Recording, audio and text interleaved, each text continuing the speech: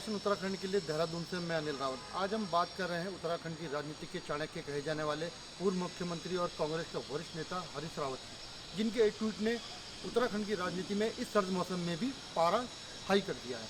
पहले तो बात करते हैं कि उन्होंने ट्वीट लिखा क्या है, तो मैं आपको पढ़ के सुना रहा हूँ कि उनका ट्वीट क्या है। उसको ट्वीट को देखते हुए ये लगता है कि शायद हाईकमान उनको ज़्यादा तवज्जो इस चुनाव में नहीं देने जा रहा है, तो उनकी थोड़ी नाराज़गी भी इसमें झलक रही है। वो कहते हैं चुनावी स्वरूप समुद्र है ना, अजीब सी बात। चुनाव रूपी समुद्र को तैरना है।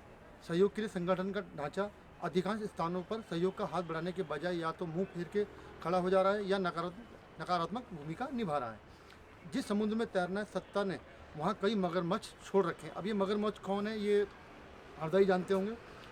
जिनके आदेश पर तैरना है, उनके नुमाइंदे मेरे हाथ पांव बांध रहे हैं। मन में बहुत बार विचार आ रहा है कि हरीश रावत बहुत हो गया, बहुत तैर लिए, अब विश्राम का समय है।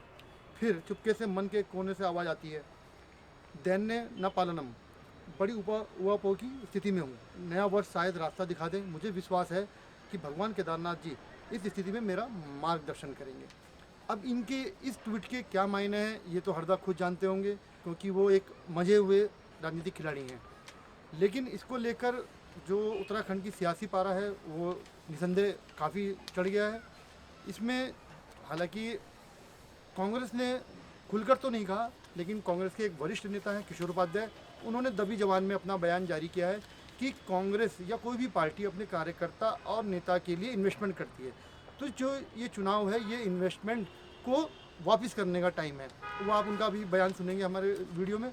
वहीं आम आदमी पार्टी ने भी अपनी प्रतिक्रिया दी है, लेकिन बीजेपी की तरफ से भी कोई बयान इसमें नहीं आया है। हालांकि मुख्यमंत्री पुष्कर सिंह धामी ने एक एजेंसी को दिए बयान में कहा कि ये कांग्रेस का अंदरूनी मामला है, लेकिन उन्होंने ये भी कहा कि कांग्रेस अब ये मान चुकी है कि हरीश रावत अब उनके किसी काम के नहीं हैं। राजनीति बड़ी है।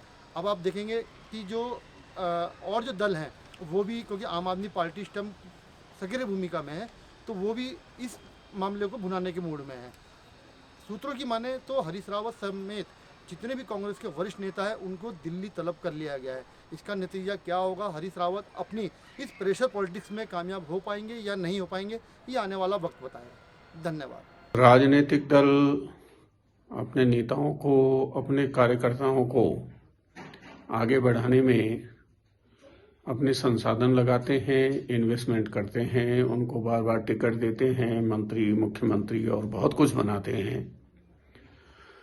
इस समय उत्तराखंड में ये आकलन हमारे वरिष्ठ नेताओं को करना चाहिए कि कांग्रेस ने, गांधी परिवार ने उनको आगे बढ़ाने में, इंदिरा जी ने, राजीव जी ने, सोनिया जी ने, राहुल जी ने उनको आगे बढ़ाने में जो इन्वेस्टमेंट किया है, इस समय आवश्यकता है उस इन्वेस्टमेंट को इस क्रूशियल समय में कांग्रेस को वापस करने की। और हमारे जो जिम्मेदार बड़े नेता हैं, अगर इस भावना का आदर करते हुए इस समय उसमें जुटेंगे तो मेरे ख्याल से उनका भी भला होगा, पार्टी का भी भला होगा और साथ में राज्य का भी भला होगा। मैं बहुत ही विनम्रतापूर्वक उन सब से ये निवेदन करना चाहता हूं। पूर्व मुख्यमंत्री हरीश रावत जी के ट्वीट ने एक बार फिर से स्पष्ट कर दिया है कि कांग्रेस में गुटबाजी कभी खत्म नहीं हो सकती। कांग्रेस के विभिन्न नेता एक दूसरे के ऊपर आरोप प्रत्यारोप लगाते रहते हैं, गुटबाजी करते रहते हैं।